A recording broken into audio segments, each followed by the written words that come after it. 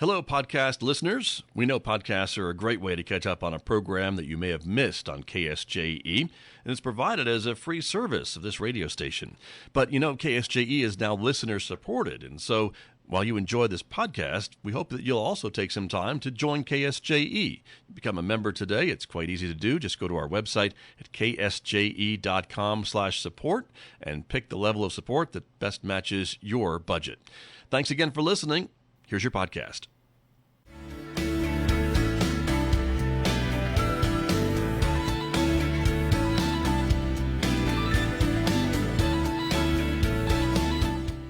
Ten minutes past 8 o'clock. It is Tuesday morning, the 19th day of May, 2026.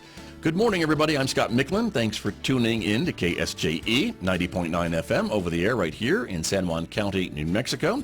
In La Plata County, Colorado, and Durango, we broadcast at 103.3 FM. And if you're listening to my voice anywhere else on the planet, you've gone to our website to do that, ksje.com, or maybe you're listening through the KSJE radio app available for Android or Apple devices, or maybe you asked your smart speaker to play KSJE. Lots of ways to listen. You may be watching us as well. The video of this program is streaming out live to the KSJE Facebook page and also to our YouTube channel. So there are lots of ways that you can connect with us each and every morning here, and we're glad that you did. Coming up in the next few moments, we are getting an update from Aztec schools, so stay tuned for that. That is coming up in the next few moments here at the end of the school year. There's lots to talk about, so stay tuned for that. Later on this morning, we'll be checking in with Amber Francisco over at the Farmington Regional Animal Shelter. She'll be telling us about some of the pets available for adoption this week, so stay tuned for that at 8:50 a.m. on KSJE. Next hour, of course, it is Roving with the Arts, our weekday classical music program with Mick Hess. That will be coming your way next hour at 9:06. A reminder, of course, about the KSJE radio app. It's available for the Android devices and Apple devices. As I mentioned, you can find it at the App Store and, of course, on Google Play. So check that out and take us with you. You'll have live listening options right there, our podcast, all of that right in your pocket as you travel this spring and summer. Outside our studios here at San Juan College, it is currently about 40 degrees at the moment. That seems awfully cool.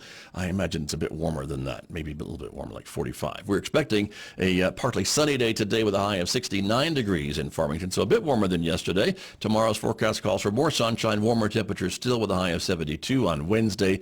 Continued warming trend till this weekend, and overnight lows in the upper 40s to lower 50s. Back with my guest from Aztec Schools right after this on KSJE. In a medical emergency, stroke, heart attack, trauma, every minute matters. The decisions made in those first moments can change everything. San Juan Regional Medical Center offers advanced, comprehensive, definitive care. Available 24 hours a day for everyone in our community. When minutes matter, San Juan Regional Medical Center is here. Find out more at sanjuanregional.com.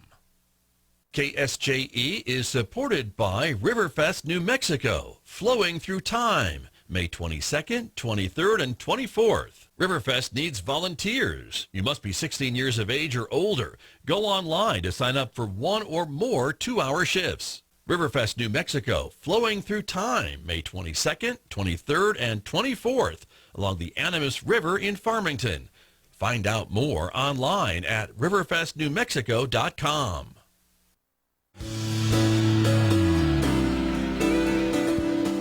Now back to Studio A and the award-winning Scott Michlin Morning Program on KSJE.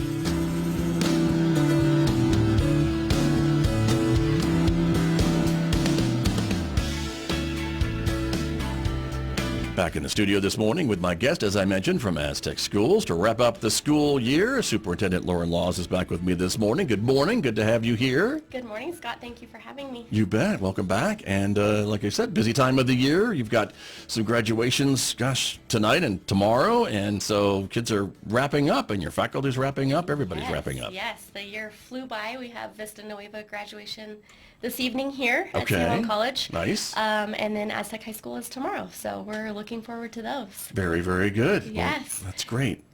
Go ahead. So I was going to tell you, it's one of my favorite times of year. I don't think I do a good enough job all year of truly celebrating the success. Are you kidding me? Students and staff, I know. Just watch the show. You do it every month with me, well, but it's thank great. You. Yes. Thank you. No, it's very exciting. It's a exciting time to really look at growth and celebrate how far we've come in the year. Yeah. So we're excited. We're excited to walk those kids across the stage and then just celebrate some of the other great success we've had as a district. Exactly. Well, and as someone who's been a part of graduations this year and other years too, it's really exciting for me to see the kids walking across the stage and the families, the proud families that are there to support them. Yes. And no matter where they are, if it's high school or college or elementary school or whatever the case may be, it's still a great reason to celebrate. That's right. Exactly. Yesterday we had our kindergarten graduation. It's nice. Absolutely adorable. They're in their little caps and or they didn't have caps, gowns. Right. And our high school seniors walk them into graduation, so we do it at the stadium, and and it is just precious. It warms your heart. So very neat. And I guess gives the kindergartners something to look forward to when they get to be seniors to do the same thing, right? So that's also great. So very good. Well, congratulations. Good luck, Tigers, and good luck with all the ceremonies. Weather should be good, so that's always a good thing too. Should be beautiful. So those are great things. So wonderful, very good. Also, your Capturing Kids' Hearts program, that is continuing. It is. So we're wrapping up year 2, and it's been really neat to see just kind of the transformation this year has taken on. The goal is always to have more ownership, more student ownership specifically. Sometimes as teachers and administrators, we have a hard time letting go of that control. And this year has been really great to see students kind of taking the lead with leading their good things or leading their launch at the end of the class period. One of our elementary schools does a really great job. If you go into the classroom, they have an ambassador that will greet you, and they will ask you to sign their social contract and basically, and I'll always ask questions, right? Like, what am I signing? What does this mean? Right, and okay. They do a great job of saying, these are the words that we have agreed to participate in and whatever. It's, words is that for that class only then, yes, I guess? So they've come up with that themselves? They sure do. I see. And so it's like norms, basically, right? And so, they say, when I sign, I'm agreeing to abide by their social contract. And so it's been really cool to see just the growth of our students this year in Capturing Kids' Hearts. So next year we're looking at going into year 3 and just leading into now how can our teachers own it a little bit more, and leaning on some of our teachers that have really done a good job of embracing those strategies in their classroom and having them help train some of our new teachers or new staff members, and having them take the ownership a little bit more. So very good. Now, it sounds like to me that this is a program that you're building on each and every year, kind of as it completes, and then able to build on it for the following year. Is that the idea? Yes, that's the idea. I feel like last year it was just kind of the basics, right, of getting to know the program and how it functions, and then this year we've seen more and more it take off. So we just hope to build on that momentum and keep it going. Right. Very good. And do you think parents are seeing some of that too, maybe at home with some of their students' behavior? Do you ever get any feedback about that? We don't. We do a survey. We do a parent survey. Okay. So we've had good results, but I would love to see it trickle more. We do it at the dinner table at my house, and it's just like, and we don't call it good things, but we just say, what was the best part of your day? And I think just having that common language and sharing those things and how it could look in the home is great. So I think we could definitely lean into that and share with our families ways to celebrate at home with your kiddos. Well, there you go. There's another idea. But at least getting together for a meal once a day is an important thing too. Yes, that's a big thing, because sometimes that's hard to do. It is with hard everyone to do. going in different directions. I get that, right? It is hard to do. Yes. So that's an important part of this. Assessments. I wanted to ask you a little bit about that. That's kind of figuring out what your kids learned and how they learned it, and if they've kept it, and it's still up in those brains and things, right? Yes, I think overall we have some very meaningful academic growth that we've seen this year. We're just pulling the data, so looking at it at a glance, we see great growth 6 through 8. Our high schoolers are a little bit more difficult, and I think part of the problem with the assessment is at the end of the year, they're kind of done and they don't care. We found that the average time of students taking a test was about 6 minutes. And so that's a little bit frustrating, because I know they're capable of so much more. But I think overall, when you look at our data, we saw tremendous growth. We're currently pulling like a 3-year comparison, because when I first started, we we didn't really have much, quite honestly. And so we are using what we started with my first year as our baseline. And so as we start to compare, we are seeing growth, and it's trending in the right direction. So we're very excited about that. I think it's a testament to the hard work our teachers put in every day, and our students. And so it's good to see. The tricky part is going to be trying to figure out what will help those high schoolers maybe take that into your exam a little bit more seriously. Right, sure. But I think overall we're very pleased with the results we're seeing. Nice, nice. And that's something that you and your staff will be looking at over the summer, I suppose, too, as you get more data in and can kind of dig deeper into those results, I suppose? My hope is to have it all dug into by my next board meeting, which is mid-June. Okay. And so we'll look at it then. And then we actually won't get our science data until the end of June from the state. So we'll look at that when that comes in as well. Gotcha. I think one of the things that we're looking at making a connection between, one of the things this year we asked teachers was to use their high quality instructional materials that the district provides them, that the state requires us to use. Right. And so really diving into that material, and it's more rigorous typically, because sometimes as teachers we're like, oh, that's too hard. And I think our kids can be challenged, and I think that, teachers have done a great job of doing that this year, and I think the assessment data shows that. So nice. Well, continue to build off of that and work it into next year. So. Okay, very good. And Yes. this is one of these topics that I think really gets parents' attention and the community's attention too, not with just Aztec schools, but all schools, I think, in New Mexico, because we see the statewide comparisons to other states, and I know it's a longer conversation than we have time for this morning, because it's kind of apples to oranges a little bit when you're looking at data from New Mexico and data from other states. And some people would say, and I think correctly, that some of our standards are a bit higher than other states. And so if you have kids that are maybe not achieving those standards, it looks like they're not doing as well as kids from other states are doing. And I just wanted to throw that out there to see, is that a correct statement, or is that something that I've heard that's not correct? No, I think you nailed it. We actually participated in a study earlier this year that I sent out to the community, but basically it was just that. It was there was a group of school districts that joined this study, and the company dove into looking at our assessment data in comparison to other states.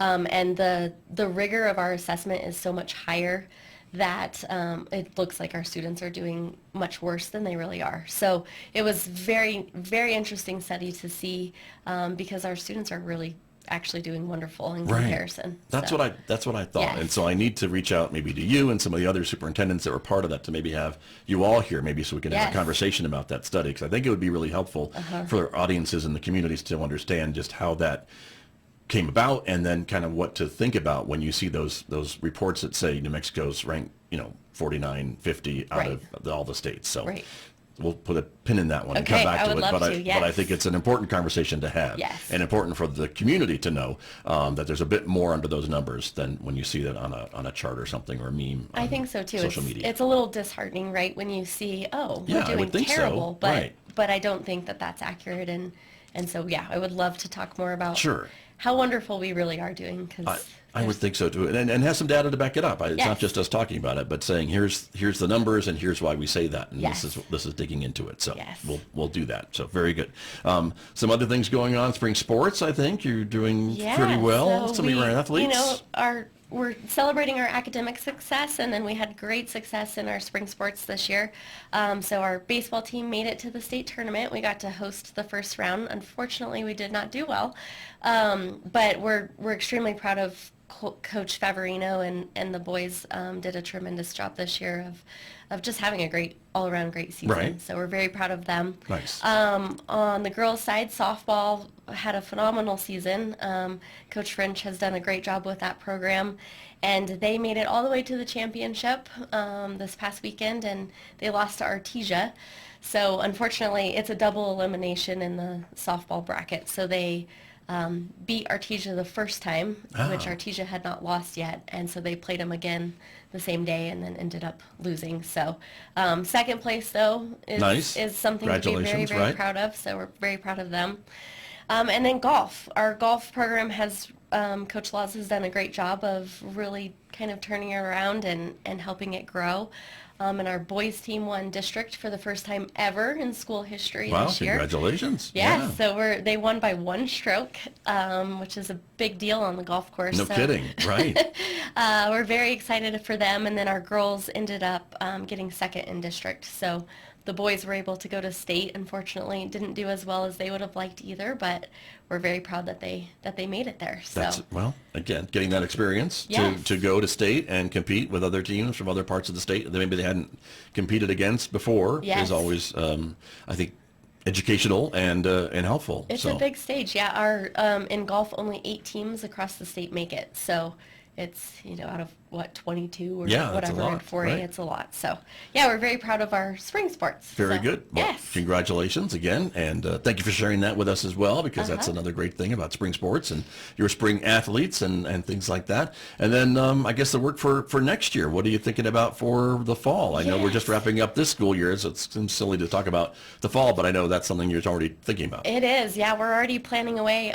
So we have a couple of big things. Something we've been doing, my team and I, is looking at just our district as a whole. So we're going to do a state of district address, and we're going to do it first with the board in June, and then we'll do it with the community and our staff probably in August.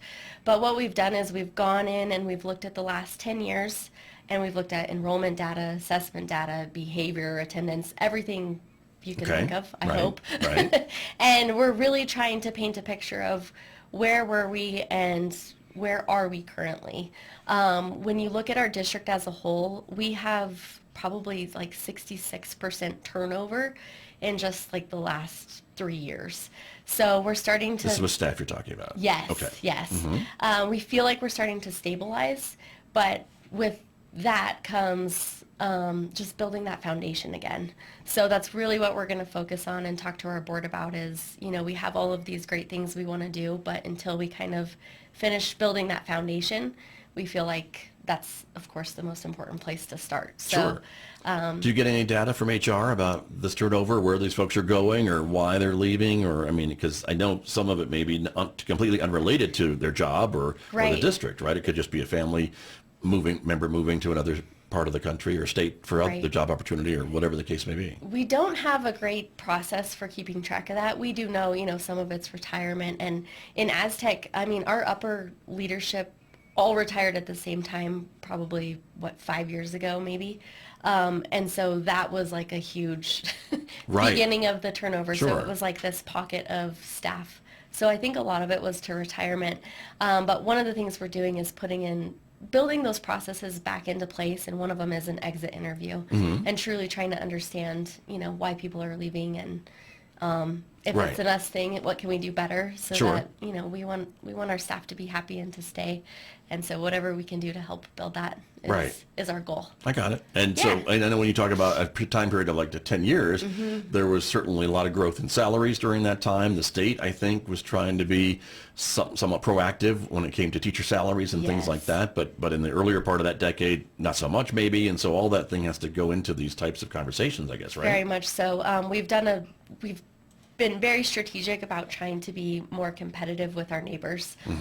Especially Farmington can be a little bit more difficult because they're so much bigger than us. Right. But really trying to ensure that our salary schedules kind of match those, which hasn't always been the case in the past. I know they've done their best to align them, but I know we used to sit at least $5,000 behind in a teaching position, and it eventually starts to even out, but we've come a long way Right. in making it a little bit more competitive. Sure. Well, that's important too, because again, if you're trying to hire someone and they're looking at 2 different offers, all things being equal, they may say, well, I can either, commute to Aztec or I can commute to Farmington or what Yep. have you. So there's that as well, right? Absolutely, yeah. So that's important. And of course, during that time too, you're dealing with different things from the state, from the public education department, different requirements, different things that they'd like you to do, and maybe not help you pay for them to do them, but things along that line, all those different types of things, right? And that's Yes. also part of that conversation, I would think. It is. Yes, one of the, big things that happened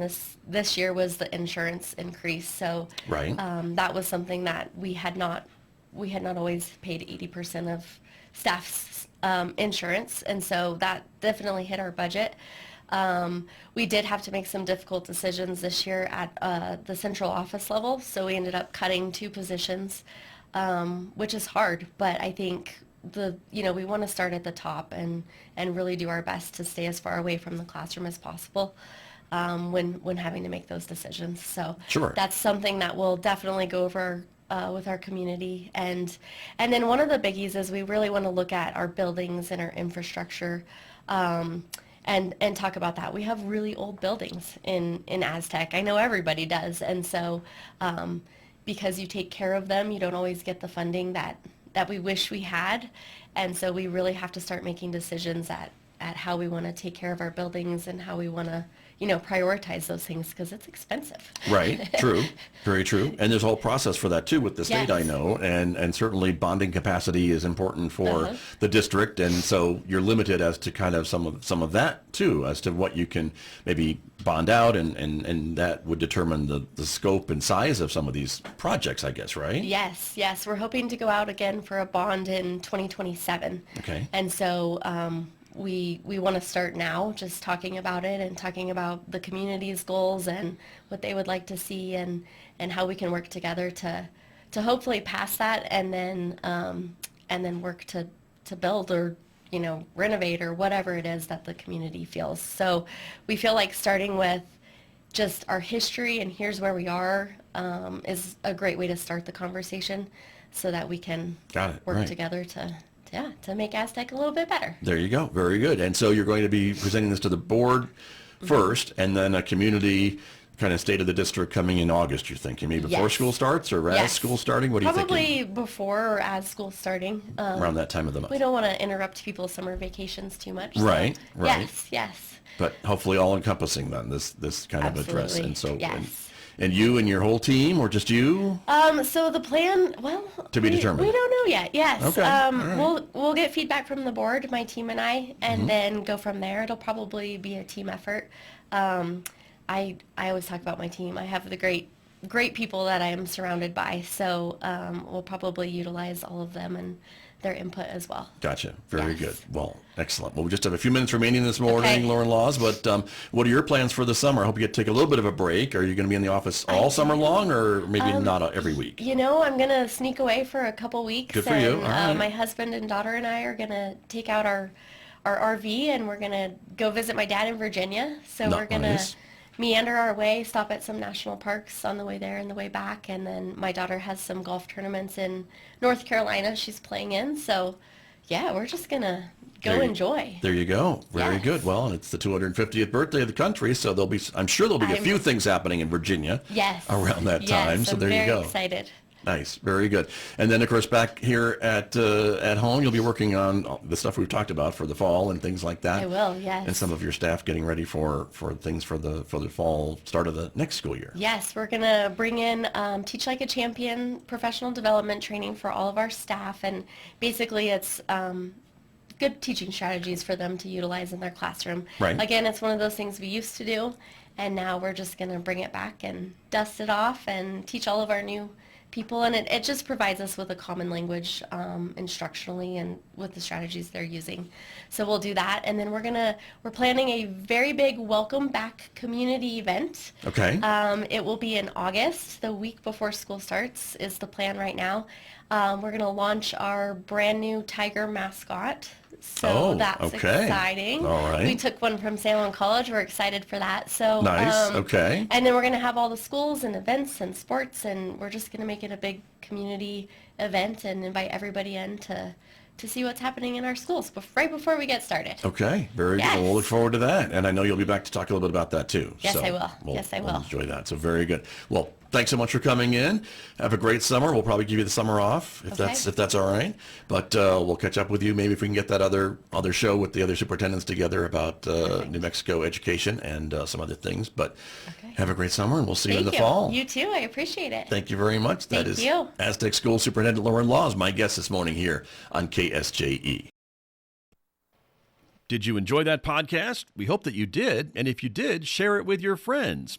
And if you really want to keep podcasts like this coming, please support KSJE. You can do it easily online at ksje.com.